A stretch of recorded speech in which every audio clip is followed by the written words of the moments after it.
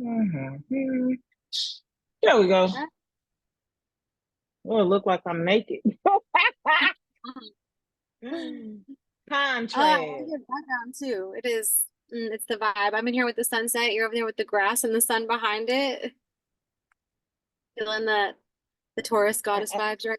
And I was about to actually, I didn't even realize I had a filter on here. I was like, let me come sit over here so we can have some plants in the background, but it worked out anyway. I'm, They still showed up. yeah, they did. Yeah. But like I said, I got the sunset here because I'm in my car because well, I would actually normally have been in my home and had rhythm over at our my family's guest house. But my dad has been replacing the front door, and so the mosquitoes are just like in there. They're in there. Yeah, And I was like, mm-mm, she's not getting eat up, so she can have the house and I'll just come to the car. yeah, yeah. I understand. Sacrifice. Right, we gotta get it done. Yeah. Well, I was excited about this conversation with you because, well, I was excited about the last time that it just organically came up. And I was like, the world needs to hear this. And like, just your experience and your perspective, I thought was so valuable. Because I mean, our education system is whack. It's a wild place to navigate. Um, it's a wild place to navigate from every perspective. And it's also geographically and demographically challenging at times. Uh, it's a wild place to navigate as an educator, as a parent, as an advocate, as a whatever As a your student, place is. It's as a student, even more so. It's a wild place to navigate. Um, I think that parents need to. I think one of my biggest things that I've learned over all these years is parents have got to learn that they have the power. You got the power when it comes to education. And instead of wasting your time, on presidential election day, waste your time on your local elections because those are the things that really impact your local education system. So yeah, it's a wild place. yeah, I'm curious to know more. Well, I want to know more about like your background, but I want to make sure that we continue on that same thread of of what influence do we have in like our All the local influence. politics, right? And how can we go like know who to choose and who to vote for and what's actually going to influence our child's education and not just like the good old boys club, you know? So I think first and foremost, for me, coming from a different place and having the opportunity to see education both from being in I've been in special education for most of my adult career outside of the last 4 years in some capacity, whether that be in the classroom, as an advocate, as a consultant, as a therapist. I mean, I've been in special education, so I've seen the worst of the worst schools and the best of the best. um I started off as a mother of a child with special needs. Luckily, she was able to I'll keep looking away because my hair is crawling on me. Luckily she was able to grow past those disabilities, at least to the untrained eye. Um, just my personality itself gave me a really strong disposition, and the ability to always advocate for my daughter. So because I had that and I knew the rules and the law, as it pertains to education in all, I was like, this is it right here. So I wanted to be a resource specifically to Black children and their families in under resourced communities. Um, and I was able to do that for a while, for a long while. Yeah, I think that's so awesome because I know for myself personally, I don't think I know all of my rights if my child was in the public ooh, public education system. what are my rights? What do I have access to? I think that's a lot of what parents aren't aware of in order to advocate for their child, you know, and it's like, what does go against the rules? What is going to hurt my child in the classroom as far as if I go advocate for them, is this going to affect them and the care and attention that they get? So I think a big thing where you just said, how do you know who to vote for and what their stance on education is? I'm always a firm believer in life is school, right? You learn every day, you learn, you navigate the world is a school in and of itself. So I always push away from people who are like, oh, this person is so smart because of their ability to acquire acronyms, right? And by acronyms, I mean by pieces of paper that say you are qualified to do this thing, right? Because I am better than most teachers with doctorate degrees, and I'm just that good. Like my ability to connect and relate to all children, um, from any walk of life in all different types of environment, um, has been phenomenal. You have people who the No Child Left Behind thing enforced by the Clinton administration, I think was a huge detriment to the American education system. Um, it's been statistically proven uh, that it reduced the quote unquote graduation rate in a lot of communities that don't have resources, you know, readily available to them. And one of the big things was that happened with that was you took people who were a part of the community and who had been in classrooms for years, but because they were not quote unquote highly qualified, and by highly qualified I meant they had to have a master's degree and be certified in certain areas of education, whether that be ELA, which is English language arts, you know, science, mathematics, blah blah blah blah blah. Am I discounting formal education while we're talking about formal education? Absolutely not. But I understand the impact that it has on the people in the communities when the librarian is their next door neighbor, when their principal, you know, lives around the corner, when their mother is the head of the PTA, as opposed to somebody who was able to pay to go to college and may have went to college and fuck buck rack, you know, but they obtain these acronyms and now they come and they work in these Title I schools or these schools um, that suffer from lack of resources, and they have parents and families that come from backgrounds where their socioeconomics can be challenging because they want to get their student loan debt wiped out. You know, so they go to Yeah. these places, but they're not really committed to the advancement of the population of children that they're serving, right? So that Yeah. created all of these problems. And that created, I'm not going to say created, but it definitely had a huge helping hand in the school to prison pipeline. That's a whole nother can of worms. We don't even got enough time. But No, I'm glad you mentioned that though, because I had a conversation with someone who's also going to be on this educational series who talked about the school to prison yeah, pipeline. And that's a whole, we ain't got enough time. That's a whole other we should definitely conversation. just have a call specifically for that, all of us together. But Oh, yeah, go ahead. absolutely. So when you have that, it just it encompasses a whole plethora of underlying issues. You know, one of the biggest things that I see is when I ask somebody what is the missing piece in most school systems, in most classrooms, in most school buildings, what is the missing piece?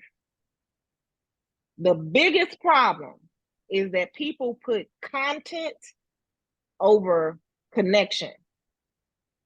If Mm, you do not have an established rapport and relationship, you have to build relationships first. Relationship building is at the core of every single thing, right? If you do not build relationships and connect to the population and have your children have an intrinsic value of their environment, you pushing What is all this their content for nothing. Exactly. So they're they not push this motivated. content, they push this standardized testing, they push this, they push that. Teachers don't have any autonomy over the way curriculum is even it taken in and given out, because they were supposed to be bridging the gap, when you and I both know that's bullshit, because you can't bridge a gap without providing resources to the people who are missing all of these things. You know what I'm saying? You can't just say, "Oh, I'm going to hold you to the same standard." That's like taking a kid born and raised in Highland Hills and saying, "I'm going to hold you to the same standard that I hold these kids in Highland Park because I give you guys the same content." Right. But the part of the problem with this is that because the socioeconomics are so different, these children don't necessarily have the same capacity for learning because they're not in a safe environment. They are at school tired, unfed, things of that nature, just because of their demographics, right? That I influence. argue that point all the time. That's funny you say that, because my biggest thing, I can tell you how many teachers I've made cry. I am the martyr. I will always advocate and protect children by all means. I don't like whatever. I argue that point all the time. If if kids are if every single adult that a child has ever met, be it their parents, their immediate and family, the family outside of that, their community, their school teachers before you, has failed them, then why the fuck do you think you so lucky that they gonna come to your class and be able to see outside of a place they've never seen outside of their community, because they don't have the financial resources to do so? They're going to be able to see, you know what, if I just be good in Miss Smith class this year and I make it past and I'm able to study real hard, then I'll be able to go away and I can get my family out of this situation. They don't have like that executive functioning skills to be able to do that. They're not taught any of these skills, and it's they just don't have the opportunity to learn them organically, right? I argue that point all the time. Like, why they so bad? They're not bad. Every single adult that they've ever met in their lifetime has failed them.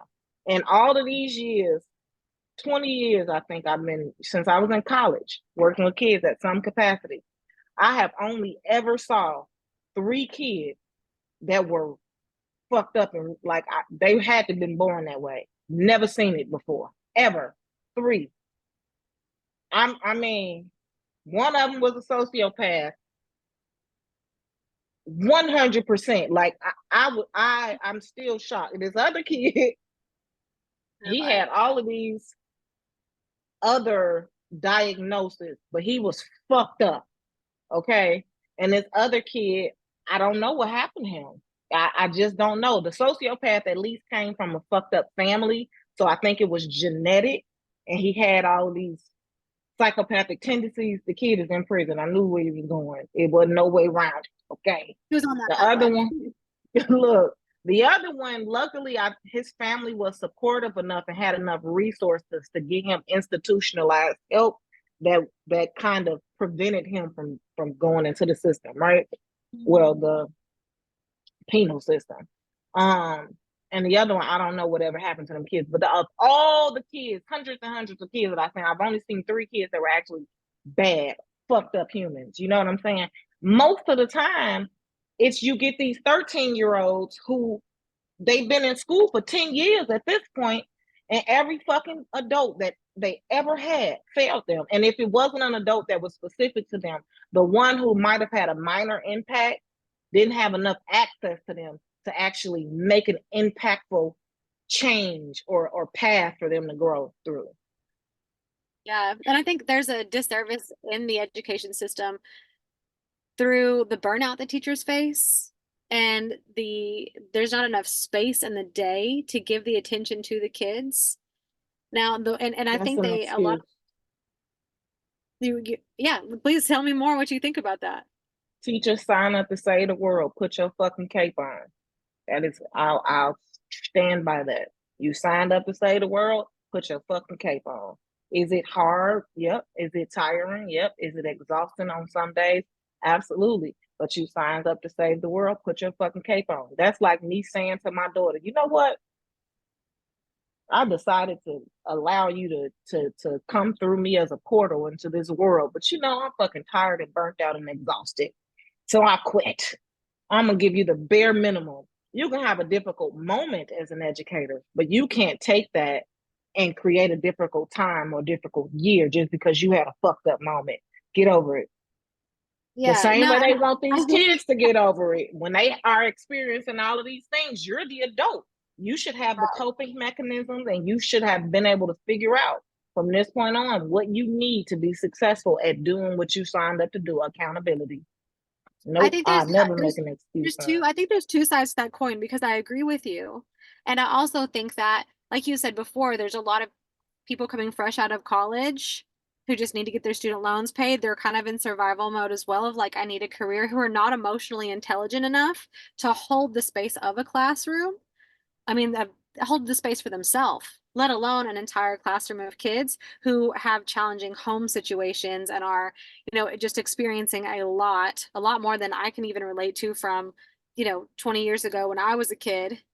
And then it's right, the world's progressed a lot. It's crazy. And so I think that that's part of what we see today is that that teacher burnout. It's there is like, yeah, put your cape on, you sign up for this. And I think a lot of them go into the school system fully with that intention, but aren't able to like uphold it and sustain it And because they are not supported. They are not supported because their administration is not supported. But you know what's the fix to that? going and voting. Money, It's fully, and and that goes back to the money, test situation, right? Because the higher test scores or the better test scores you make, the more money you get. But that has to do with bullshit. That's not true. That is oh, not true.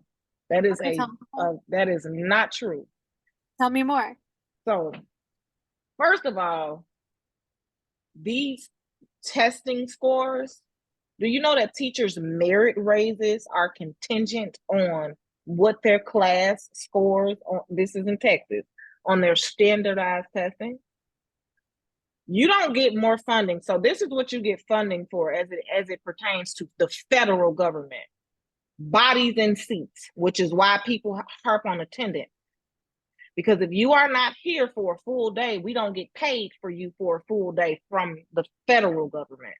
Now, local governments defer in what they pay based on the taxes in communities, which is why you see rich schools and poor schools. Because if the median income in my community is $56,000, the taxes that they pay is subpar when, as opposed to the median income in my community being $400,000. So if I have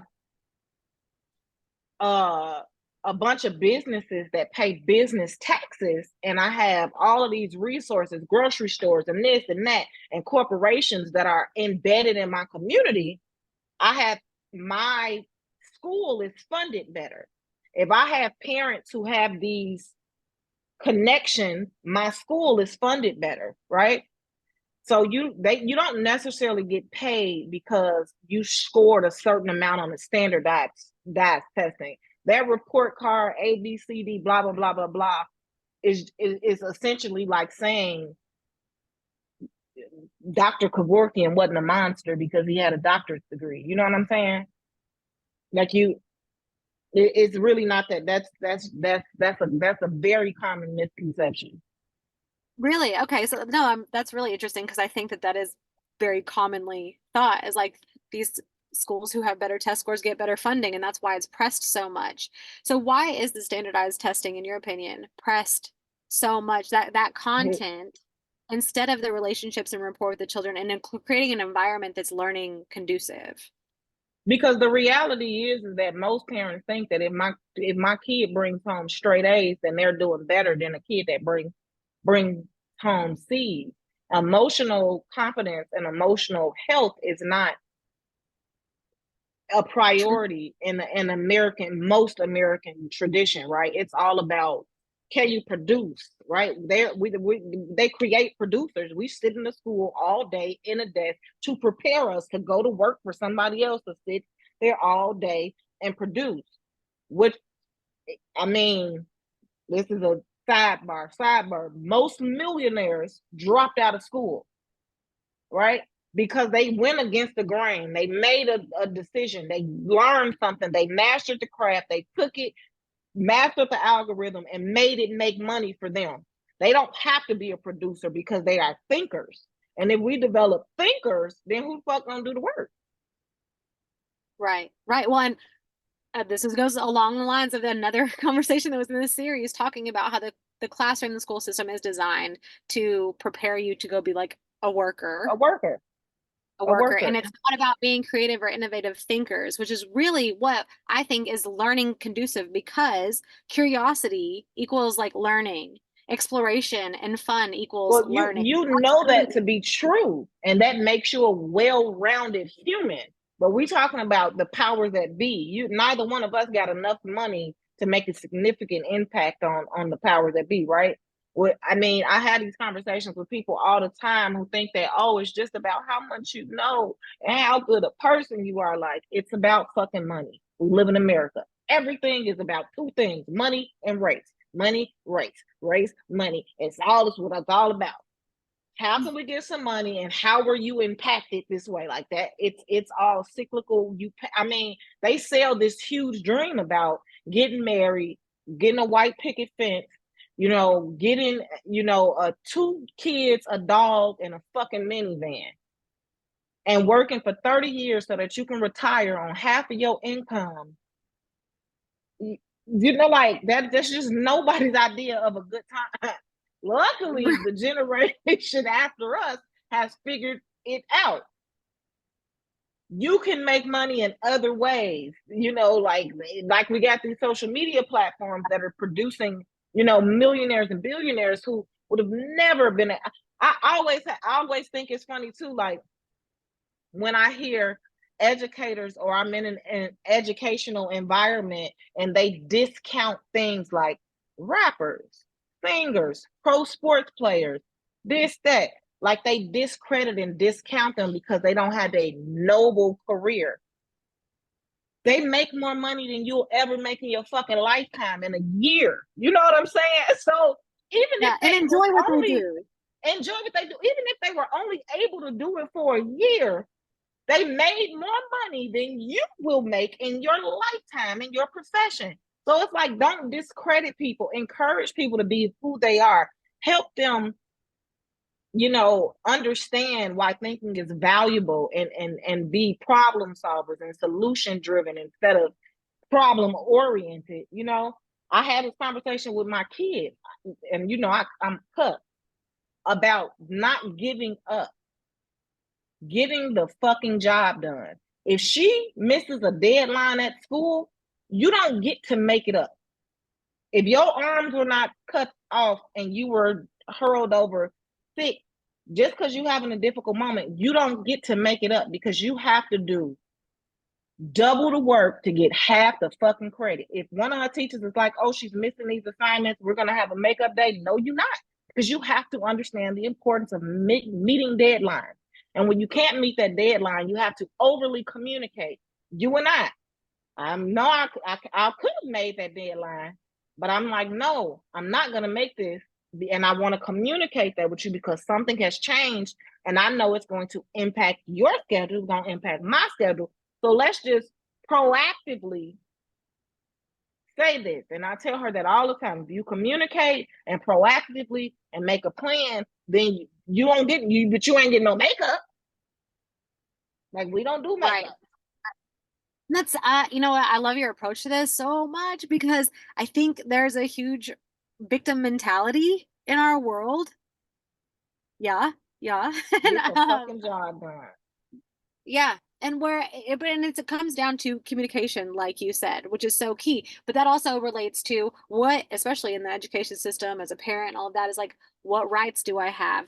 What will my communication, what difference would that even make? And it's actually like, I I don't have a kid in the school system right now, so I couldn't really speak to that. But I would be interested on like how much can you communicate with a teacher or your education system and actually get something done? You so If you first, this is my thing. If there's what is the and I basis of know everything? you can share anything Rel, personal you want to as well because I know you've had these experiences just recently. the basis of the shit is relationship building, right? Mhm. So if my relationship with you as a school is I am engaged, I'm active, you know, in this education, that this should be and we all want the same thing, the best interest of the child, right? So that said, I'm always gonna overly communicate. Nonetheless, you can't hold me. And I'll give you an example. I think my kid was in like fifth grade. I don't even remember. I'm making up a grade. And we were going to Mexico for a friend's wedding, and we would be gone for like 5 days or some shit like that. I don't even remember. I went into the school and said, we're gonna be out of the country for about 5 days. Mind you, I just happen to have a straight A student, except for math. But that's neither here nor there. She's a pleasure. You know, she doesn't have any things that are going to put her that far behind, you know, and she gonna take whatever come with it. Because remind you, ain't no, if you don't meet the deadline, you don't. But you can proactively communicate that, get the shit you need so that you're not behind when you return. I walked into the school and I say, we'll be gone for 5 days. You know, I want to make sure her teachers are aware. I think she had 3 or 4 teachers at the time. Her teachers are aware. Might have had one. I don't even remember. But I'm like, the fucking lady looks at me and says, well, you know, we need students in our seats so that they can maximize their learning time. So the reality is she knew that her absence would she ain't getting paid for them days, right? You don't get Mhm. paid for those days that the kids are absent. She also, if you get like free lunch or anything like that, they get a budget. If you're not there, that money is taken away. You know what I'm saying? So all of these things as it pertains to money. And she's like, you know, and this is school, blah, blah, blah, blah. So I'm like, the world is a school. We're going to a different country. Why would that be your response? And so she was like, well, would you like to withdraw her for 5 days? No. Why? Because if they're withdrawn, then they're not held accountable for them not being in their seats. But I know this stuff, but the typical person don't know. But Anywho, so this is so so interesting because there's a lot of flaws in our system, and I would say that this is so one I'm of them. like, no. So she was like, well, you want to ask permission? Ask permission? I said, she came out of my ass. I don't got to ask you for shit. I'm giving you the common courtesy of letting you know because I don't believe in makeups unless it's really a situation, a death or something like that, where you really That are makes not sense. there. Something that is you out of your mind. That was a problem. All right, that's an example. Not that wasn't a problem. That's just an example of we don't value experiences. We don't value bonding. We don't value family. We don't value, you know, other cultures and other countries. It's like, oh, we're in America, we're in an American school district. This is what you need to do. And in the South, this shit is wild. This is fucking shit. This is a shit show. I've never seen it. I mean, I've only lived in 2 places, but this is Or- crazy. You were in Chicago before Texas, right? Yes. Was there a big difference that It you said you what? the North and the South? Yeah. Is it? It took me 5 years before I was acclimated. And when we first moved here, my daughter was 7. So she would always come home like, Mommy, these people are so weird. Oh my gosh, Mommy, like this is so strange. Do you know what we did today? Do you know what they said? And I'm like, I was like, you'll get used to it, you know. And now she doesn't know the difference. I know the difference. But it took me such a long time, even talking to people that I had may not have been friends with at a time, or you know, had some type of interaction or relationship with as it pertains to their children's education. um it was always a superiority thing. It wasn't inclusive. And in my world, children are the superior beings, like they are God, they are the thing. But it would always be like, no, you like teachers are these bitches is bullies. Like a power struggle in the classroom. Yes, and I'm like, how the fuck? What do you what? I don't. I'm like, what?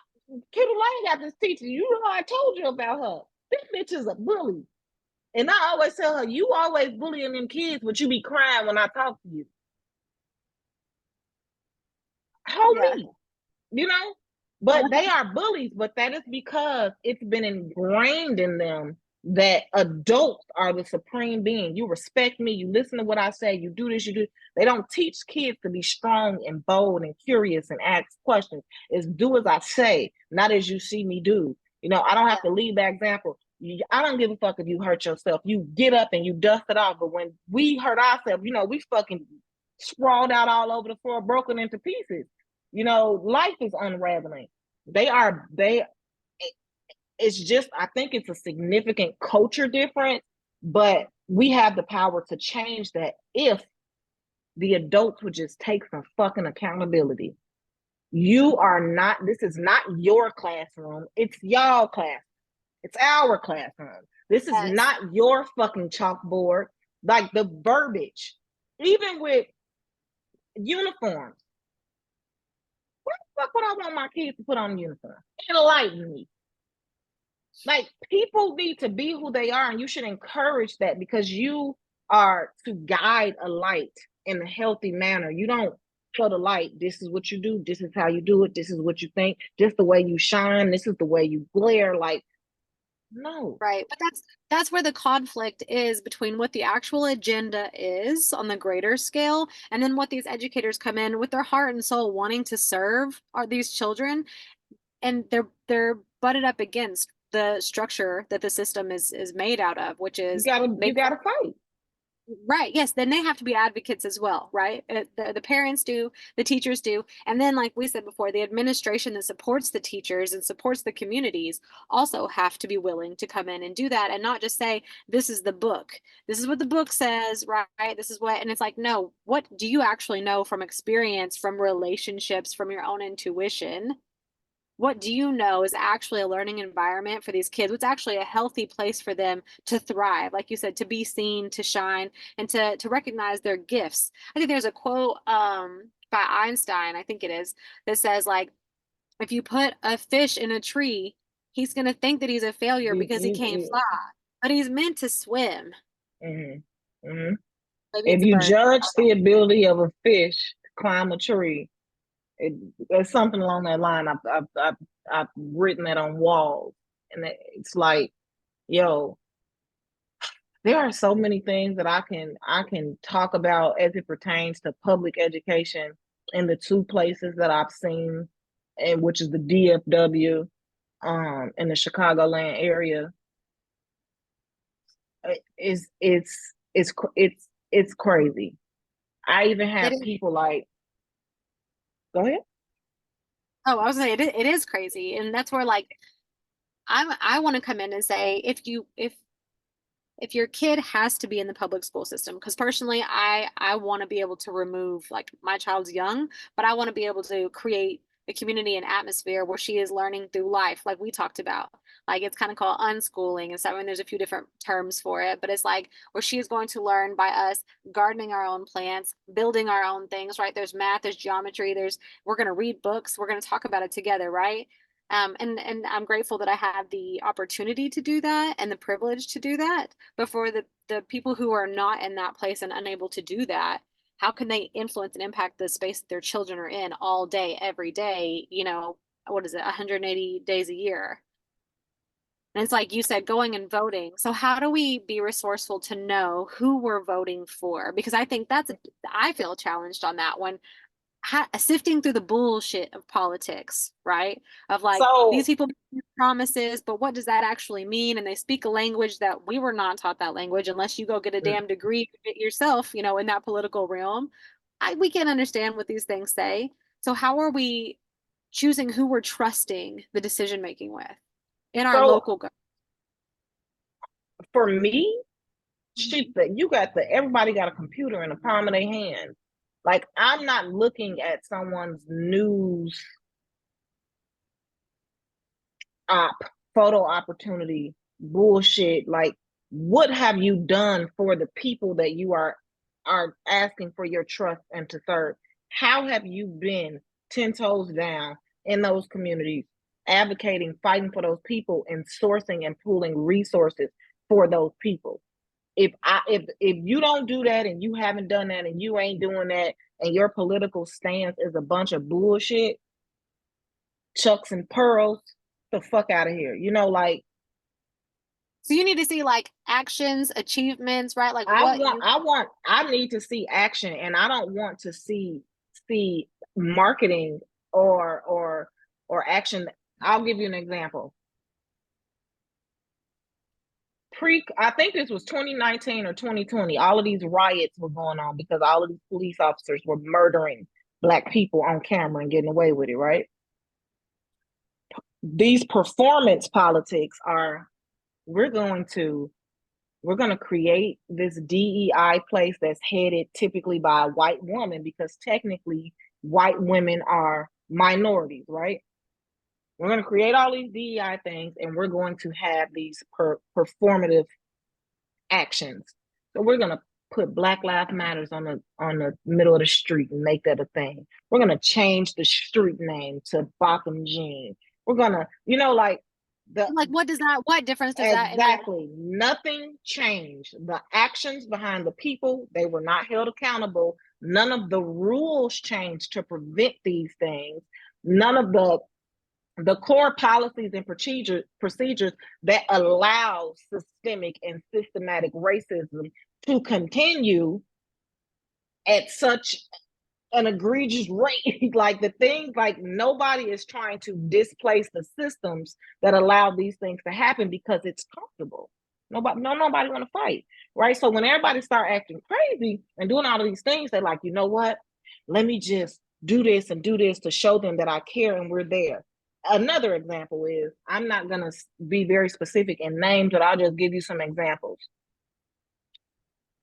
During traditional American holidays, Thanksgiving, Christmas, you'll have all of these multi-million-dollar companies ask people to donate. Where the fuck is the money at? right? Did we just see that you've made like almost $1 billion or $1 billion in profit, and y'all are asking us? And then we see you do 3 houses in this community, and so now you gave back. Like, which is why you'll always see me. I'll ask everybody, like, let me have $20. I probably ask you for $20 because I'm gonna go to the project. I'm gonna go to the grocery store and I'm gonna get them some money, or I'm gonna get them some food, or I'm gonna drop some books off, or I'm gonna take some Nikes over here. You know what I'm saying? Like, I don't like the performance politics. I need to see action, and we need to cut out the middleman and give directly to the people. Do I understand that there are some people who take advantage of these systems? Absolutely, but you always have to give from a pure heart. If I can't connect with the people and I can't see your action as it pertains to the people, then typically I'm not voting for you. You know what I'm saying? But then there are some people who you see have established relationships and who are hands, knees deep, hands on the ground. So I might trust their word for it because I trust them to actually be a real servant and leader. Right. So that, I think that those are 2 really easy ways. Look at some people who you trust. Go down that TikTok rabbit hole. Go on that YouTube. Go outside. Go somewhere and ask for help. See who helps you. Go somewhere and ask for help. Yeah, well, and having social media now, we really have access to see inside a lot of people's worlds. I would assume if you're a public figure, you would probably share on social media. And if you don't, and I say this about businesses, if you don't have a social media or a website, I probably don't trust you. I'm not going to believe in you. And I'm sorry, like if that's, you're small and you don't know how to work technology and stuff, I can't trust your business because I can't go see that you had reviews. I can't go see that stuff. So it's kind of similar too, right? Where you're saying where these politics should have shit posted that shows their action in the community. It should be evidence Absolutely. somewhere. Absolutely. Like you Yeah. can go and look at restorative justice is a huge curriculum. You can go and look on their website. You can see what they've done. You can see what they've implemented. You can read the statistics. You can see how these things have been impactful to specific communities and who has supported such and such bill and blah blah blah blah blah. There's this dude on he gotta be on TikTok, but he on Instagram too, and I can't think of his name off the top of my head. It is called cancel clothing, cancel this clothing, cancel somebody, whoever, whatnot. He goes down the rabbit holes of, hey, when you were in the grocery store and you saw this, oh, this is big corporation and this corporation supports this bill and this da da da da, blah blah blah blah blah. So people like that who do the dirty work for you, and not to say that you can always trust them, but if they're giving you the resources to click and find and do your own reading, shit, you can find out a whole bunch of stuff. But then we Yeah. also have to remember that optics, the power of influence in optics, a lot of people show you what they want you to see so that they can sway you in a certain direction. So you have to be able to trust your intuition, use some intuition, and use some common fucking sense that ain't all that common. Yeah, absolutely. Yeah, I think that those are some huge things. I also think like sharing your resources, it's enough food for everybody to eat. You know, my biggest thing to a parent, especially a parent parents who have children with either IFSPs, IEPs, or 504 plans, never, ever, ever, ever go to a school meeting without an advocate, and not one that was provided by the school. That is Ever. interesting. Do So not that go they, to an IFSP, IEP, 504 meeting if they have not given you a pre-drafted copy of that information so that you can fucking read it, because you don't even know what you're reading. so can you explain what those all those acronyms you just spouted off, what those would So be for? IFSP is essentially the same thing as an IEP, which is an individualized education plan. It's just for little people. So 3 year olds will have an IFSP. Once you go kindergarten and up, then you get an IEP, which is an individualized education plan. So if your kid has any type of diagnosis that they either require accommodations, modifications, or additional support in school setting, then they have to have this document to hold the school accountable, one, and to measure their growth or consistency. Development. Okay. And then 504 plan is, my kid don't need all of these things, but they be pissing all the time, so they need to go to the bathroom a little more than the other kids. Or they a little slow, but they ain't that slow. They, on target for their age group and classroom, not age group and grade level, but they need about 20 extra minutes because they read a little slower. They process information at a different rate, but their testing and their academic achievements are on level. So that's kind of what a 504 plan would mean. And Um, as a parent, if I was to receive those and I ask for paperwork, what am I looking for in that paperwork to make sure that my child you is being you are evaluated? you are looking for observable, measurable goals. You don't want somebody to say, Summer can write the letter A by the end of the second quarter. What the fuck does that mean? It should say something more along the lines of 4 out of 5 times means 4 times out of the 5 times she was presented the opportunity to write the letter A, she successfully traced it, and it needs to be very specific. And there Okay. are different Yeah. ways to take the data. So there are different ways to take data and input data to measure over certain specific amounts of time. So it shouldn't ever be anything that's subjective or anything that's abstract. It needs to be extremely specific. of how we're going to say this goal was met, right? So like the Exactly. measurable. And if that goal wasn't met, what was missed? Because sometimes 98% of the time you got trash educators. So an example would be I'm teaching a kid who is dyslexic and may like be autistic or something.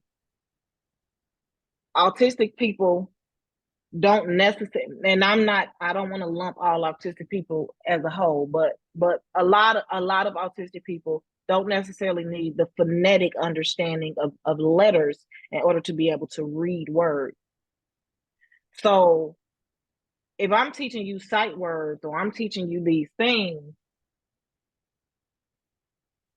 I want to make sure that you get it right so that you are encouraged to get this word. So when I hold up the word car, I'm not going to sit here and hold the word up and wait on you to give me the wrong answer. I'm going to teach you it correctly first time. So I'm going to say car. And you're going to say car, or you might not say car. You might know what I said and don't have expressive communication skills to be able to say that, but you have receptive skills, so you understand. It's just certain things like that. I mean, I could tell you, I had a kid in the classroom. He did not speak. He did not have a communication device. He was very, very small, and he was in this self-contained classroom. And we can talk about self-contained later. Academically, he was right where the fuck he needs to be. But because he could not speak and did not have a communication device, his goals were so basic until I figured out this mob know what I'm talking about. He could tell time on a digital clock. Could he talk? Nope. Could he write? Nope. But if I could say, hey, give me that picture that says 2:13, and I gave him 10 pictures of different times, he could give me that one. You know, so his receptive communication skills were amazing. I mean, he could multiply and subtract and do all of these things, but because every fucking adult. And another thing, his mother spoke Spanish and did not speak English, and the school district took advantage of him for that. They take people who have different languages and put them in special education. How the fuck do I master several languages, but you think that I am less than you? Like you hear Yeah. people saying all the time, the Spanish speakers, they need to speak English. Why are you speaking only speak English? Or you know, people measuring their intelligence based on their ability to speak English or give information to somebody who's a native English speaker. And I'm like, you can speak two fucking languages fluently, read them and write them, but you think that I'm stupid? What? But that goes back to you were talking about the values that we have and like thinking that outside this country and traveling and experiencing and seeing the world isn't valuable education, right? And that's similarly not embracing other cultures and saying that that is valuable, that he's multilingual. Like Yes. that's incredibly valuable. And English is not the like end all be all of languages, you And know? in fact, if we want to talk about statistics as it pertains to the ability to retain information or smarts, like, come on, America, what the fuck are we, 48? Like you can't take someone who is from China and speaks Chinese and move to America and think you're smarter than them. Like you can't possibly think that. You can't take a Nigerian and think that your American educational norms gives you some type of superiority. Like, but because it's so ingrained in all of the visuals, the influence, the projections, the media, the The photographs, history lessons. It's taught it's in fucking history, the trash. statues, like yeah, all the things. The It's glorify. insane. Yeah, But absolutely. people are scared to go against tradition because they don't want to step on toes, or they don't want to make other people feel uncomfortable, or they don't want to, you know, like, That this leads exactly to where I'm doing a workshop later this month that I haven't really announced yet, but I am doing a workshop called Unconventional Mama that is about leading with your intuition and being resourceful enough to find information to follow your intuition with like information that backs it, that can guide you, right? So like Elaborate. intuitively, when I was pregnant, I'll start there because I have an almost 9 month old. So I'm an early mama, but intuitively, when I was pregnant, I was like, the hospital's not where I want to give birth. And their procedures are not the things that I want my child to go through as she comes into this world, right? I felt that intuitively. So I went and I was resourceful to find information on what is this experience that the hospital provides, what is the outside of hospital options, and what are those experiences. And then once I Mhm. found like midwives, doulas, right, and what's the difference between those, and so then I started researching midwives in my DFW area and their businesses, and I was looking at their social media and their reviews and how they participate in the community. All the things that we've talked about with the education system is exactly where I went and I used my resources to gather information so I could say, you know what, my intuition was totally right. I'm not giving birth in a hospital if there's any way that I can avoid that, which they're Mhm. really mostly it's being outside the hospital is safer than being in one now.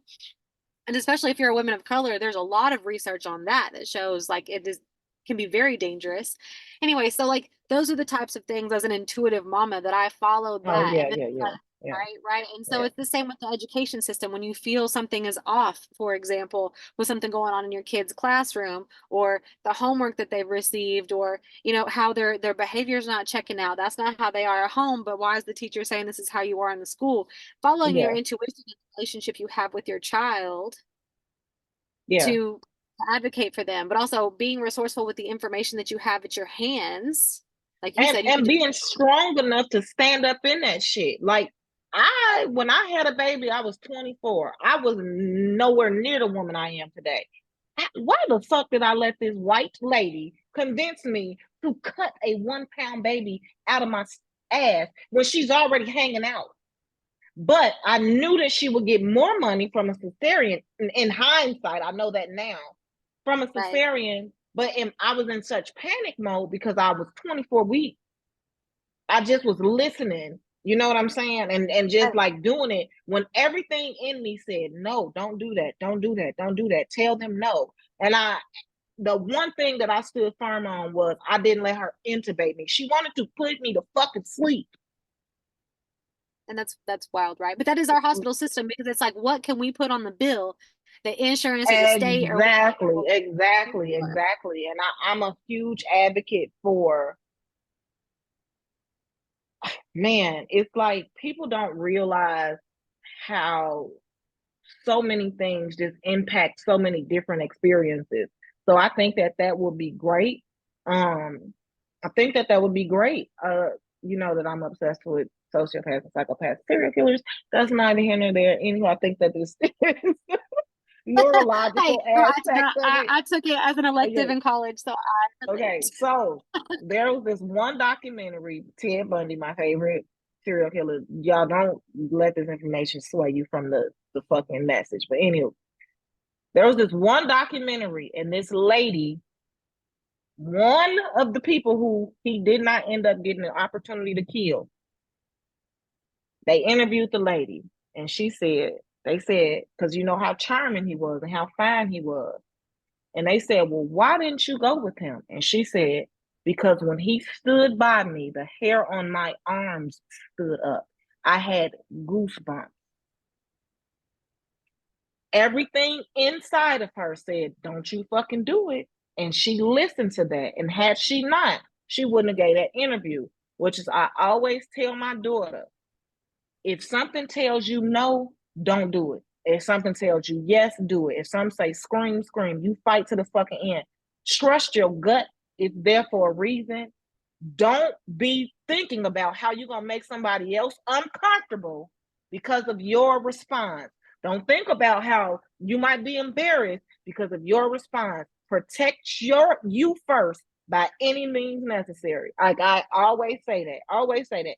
Trust your intuition because man, Because it is your powerful, intuition typically especially in will adult. not steer you wrong. It typically won't steer you wrong, even in relationships. And they can be platonic, they can be, romantic, whatever. Typically, for the most part, your intuition does not steer you wrong. And when people show up to be who they are, You fucking already do that. You already Believe it. Believe what the people and believe it. trust your intuition. This is a rule of thumb that I've lived by for a really long time because I had self-abandoned for so long in like my early adult life. And so when I was like, damn, I always had the answer. I always had the answer to all these like problems that I created for myself in a lot of situations, right? I knew the answer and I didn't follow it. I didn't trust myself. And so now my rule of thumb is if I feel it, if my intuition says, this is like a little silly example, but I love to use it, is if my intuition says, take that umbrella with you before you leave for the day, it might rain. I would much rather be caught out in a sunny day with an Mm-hmm. umbrella than caught out there in the rain with no damn umbrella knowing I should have taken it. Mm-hmm. And and Exactly. that goes for life and death situations. Like I said, that's like a silly, simple one, All but this is kind of crazy stuff. You'll be like, damn, I should have followed my first mind. And it's like, yeah, it's there for a reason. Like, trust your gut. Shit does not steer you wrong. I One of my good friends here, I think she's been living here maybe 3-4 years. But along the way, she's introduced me to quite a bit of people. And if I'm going to specifically talk about these three people, two of them were men. One of them was her supervisor, but he also owned the business. The other one was a friend, a multi-decade friend of her husband, and another one was this bitch that she had met networking. Three of these people, and of all the people that she's introduced me to, the first one, I said, he a hoe ass nigga. That was my first thing I said when I met him. And she's like, no, he cool, he this, he that. I said, something about him. I'm trying to tell you, he ain't right. Sure as my name is Drea, maybe about 9 months down the line. She's like, this motherfucker. Every time I was like, I told you. Second dude, I said, what the fuck wrong with that dude? I said, I don't like him. And she's like, they've been friends for 20 years, 30 years. I said, I don't give a fuck. It's something about him. I don't like him. I don't like him. I'll be cordial, but I ain't fucking with him. Sure as my name is Drea, came out later. He was exactly what I said it was, the bitch. Like, yo, this bitch is weird. I'm like, and the girl, she was from Chicago, and she was like, girl, woo, woo, woo, da, da, da. And I was just like, something about it. Couldn't quite put my hand on it. And she was a realtor. And I just felt like her only mission she was only motivated to build these connections so that she could either buy or sell you a house, buy your house from you to sell to somebody else or sell your house to somebody else. That was her only objective. And sure as my fucking name is Drea, she was a fuck ass bitch. I always try, especially when I meet people, I'd be like, look, mm. yes. And I that's like another thing that I had learned as well is like when you sense that about people, I often like remove myself from the space. I'm not gonna be here around it and in it. I'm just not. I'm not gonna share space with this. I know my worth and my value, and I know that the energy that's here ain't for me. Exactly. This Exactly. And is I not- think that's a big thing too that people need to. Now, that's one thing I will say to tie this all together. Yeah. The core of everything is relationship building, advocating and standing firm, trusting your gut. But also, the flip side of that is don't let somebody's social norms either make you think that they're a kind person because kindness is rooted in fucking action, or think that they're a mean person. I've had that experience a lot in the South because I'm so bold and like boisterous and like you're so mean. And I'm like, me? I'm the kindest person, one of the kindest people you'll meet. I give you the shirt off my back. I'll help you if I can help you. I'll give you access, like my camaraderie is there. I'm loyal. Da, da, da, da. But because I'm crazy, I cuss, I talk crazy, woo, whatever, I'm having a good time. People will assume me to be mean. But somebody who's polite, who's like, oh yes, yes, ma'am, no, ma'am, da, da, da, and behind your back is stabbing you in the back, won't give you access to no resources, won't help you, won't tell you nothing. Kindness is rooted in fucking action. Don't let your Like if you're not well traveled or well cultured, like don't mistake somebody's social norms for Fully, character fully. traits. You know, a cornerstone that I will stand on and die on is that the truth and authenticity are often very uncomfortable and may hurt your feelings. And so if Absolutely. someone in their truth makes you feel uncomfortable, that doesn't necessarily mean that they're untrustworthy or anything like that, right? Like, and just because they're polite doesn't mean that they're They're trustworthy. trustworthy, exactly, because kindness is rooted in fucking action. It is rooted in action. Um, Tell some I swear I'm gonna go to the fucking post office one day. I don't know what it is about this post office. I drove past it the other day to go to the beauty supply store. Do you think I went in my trunk and got that little box out? And I No, had got some hair stuff off the clearance rack. You think I went in my trunk and got that little bag out?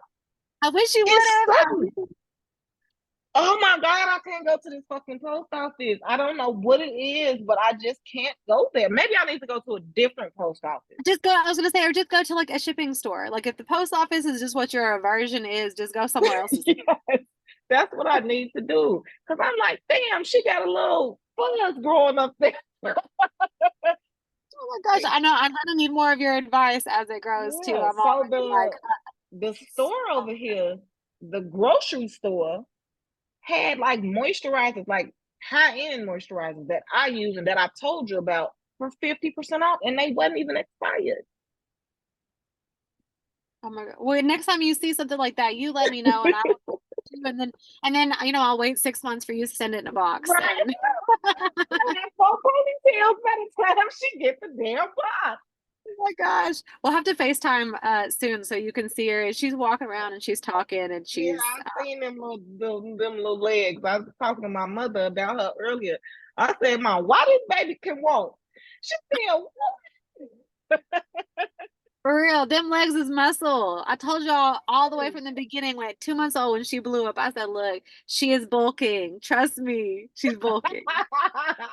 She gonna be just fine. I was like, this little meatball, look at her walking, standing behind that what is that, a step stool you got? Yeah, she's got so she can like stand at the counter with me. Oh my gosh, because Mhm. holding this 25-pound little butterball, I'm like, no, ma'am, you need a stool. Stand up with me. I cannot. Yeah. So that's good. I think that this was a good chat. We need to do a longer one. Okay. Um and maybe have some parents. So because you get different parental perspectives, you know what I mean? Yeah. No, and the other two people that I've had like similar conversations with, they have different experiences and backgrounds, and so it went, in a different arena.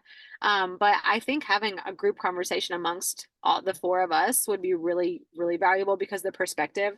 Um, Alex has been in education for like 5 years and just chose not to enter as an educator. Like she did 95% of her education and just didn't get certified because being a substitute, she was just like, this isn't the environment that is supported to come in and do the good work that I want to do. She was like, so I got to find another avenue, right? Because I'm not She going needs to find a different sector. So public school is shit, but right. Montessori is amazing. And then Yeah. you have these schools like Momentous Academy and Momentous Institute. I'm sorry. The Momentous Institute, which is all about social emotional learning, all about it. I'm talking, all the kids got water bottles because they understand the importance of hydration, as it pertains to your brain Yes. matter. Like all the kids That's so have important. Yeah, because and Alex was talking about childhood nutrition and how these kids' brains are swelling up in there with all this sugar or lack of nutrition and what she's seeing in their red lunchbox. dye number 40. Right, Yeah. right. Yes, exactly. And she's talking about, these kids have quote unquote behavioral problems. She's like, no, they're hungry, they're But agitated. they live in food deserts. So their Yeah. access to healthy food, on top of not only do they live in food deserts, they come from homes where shit they can't go to the farm or the farmers market because they can't afford it. They can't afford to get there, take the groceries back home, that, or they got public aid, food stamps, so they don't have the cash money to get the healthy food. So they just if I can feed you, that's better than you going hungry, even if I'm feeding you shit. Right. Well, and not to mention that school lunches, especially in the public school system, are It's lacking. drag. Yes, exactly. And so when you aren't sent with a homemade lunch, which also is typically processed meat, dairy, bread, right, like whatever, it's not like super healthy packed up either. But Um, even think about that. Think about school lunches. Think about the fucking food chart that we were taught was healthy.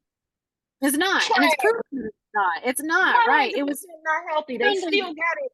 They got it all over all of the cafeterias in every public school in America. It's 100% trash. Think about what they're pushing or considering. They give a ninth grade boy gets the same food portion as a kindergarten girl. That is like that makes Makes that make no, sense to me? yeah, none at all. 10th grade child doesn't have fucking recess. We need a lunch break to move and get and go for a walk. How do they like what like Right. Just that these learning environment or these environments are not conducive for learning or for healthy beings, right? For a healthy state of being at all. Right. And because so that's where I'm like, we're as making parents, as conditions. community members, how can we come in here and impact and make a difference, you know? And yeah, the other episode or piece of this series I have is with a colleague, Somay, who's actually in education reform. That's what she does, contracts with school systems that are Oh, under. love. I would love to work connect with them. Yeah. So we'll have to do one of those. And then a longer one for us because I know we got a lot that we could talk about together Yeah. that's enlightening and informative. Like we talked about, like that's just the goal here is to bring information into people's awareness and let them know that they can advocate for their child, they can advocate in their community. There are resources. There's information at our fingertips. And so empower yourself. And it's not an easy fight. So it's definitely not an easy fight in the South. And people can feel however they want to feel. I'm just being 100%. It's definitely not an easy fight, especially for Black people and Black children. Like it is. I have been in a classroom looking at two children who displayed extremely similar behaviors. However, because the teacher was unfamiliar with the little Black boy's social norms, she wanted to diagnose him as having a behavior disorder and have him put in a different And I'll talk school. about, yeah. The white child, she wanted him to be evaluated by an educational diagnostician because she thought that he had a sensory neurological disorder. Shit you not. I have That's seen a the kid get suspended from school because he called his friend stupid. Not like you fucking stupid, but man, you stupid as hell. I was like, he just said he was funny, but connection, like the relativity, like I've yes. seen some crazy things. Or kids are late to school. First, second, third, fourth, fifth graders are late to school and they are penalized with punitive discipline measures because they are late to fucking school. How, As if they have any agency over that. get put and they didn't want them to take to school. How are they being punished for coming to school late? You got kids who are being given detention and in school suspension because they were out of uniform. If they fucking parents or grandparents or auntie didn't wash their uniform shirt and they didn't want to be dirty that day, you know what I'm saying? Oh, So 100%. This is a it conversation we have. winds me out. Yes, I'm so glad you're passionate about it because we need more. We need more It passion and people winds who me fucking up. One of these schools it's I worked in as a behavior specialist, and all the kids wanted to come to see me. Why? Because I'm just gonna give them some respect, give them a couple of crackers, some juice, listen to them. Now, I'm not saying they can get away with murder. You have to hold them accountable, set some really firm boundaries, do some check-ins. But the way you present information should always be gone. And I'm gonna let you go with this piece. For anybody who is in education in any type of capacity, go on TED Talk and listen to the TED Talk given by Rita Pearson. She is the standard. She is the blueprint. She is the fucking mold. That is how you do it. I will find that and put a link to that in the description to this so that it is easy accessible, as well as anything else that we kind of talked about that was related to this that I have the resource for 100%.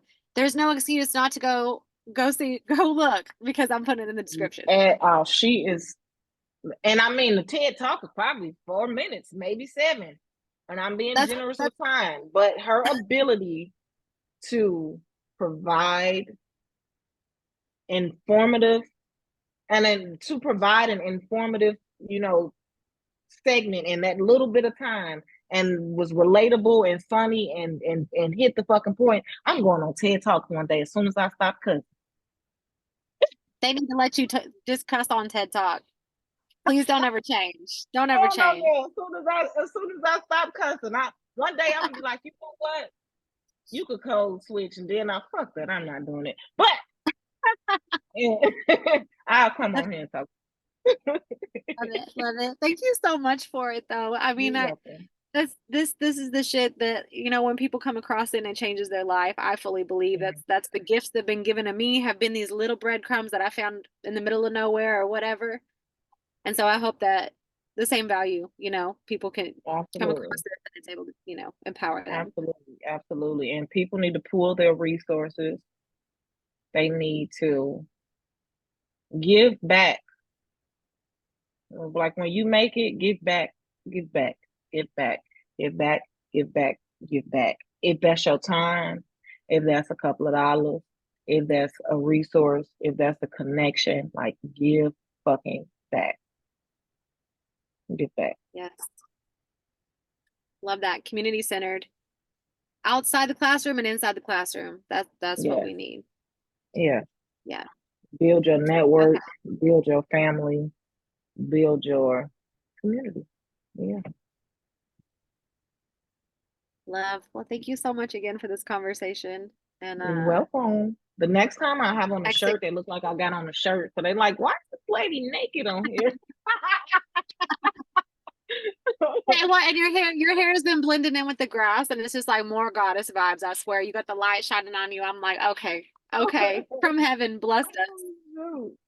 Yeah, tell someone. All right. Have a good night. Okay. Bye. Bye.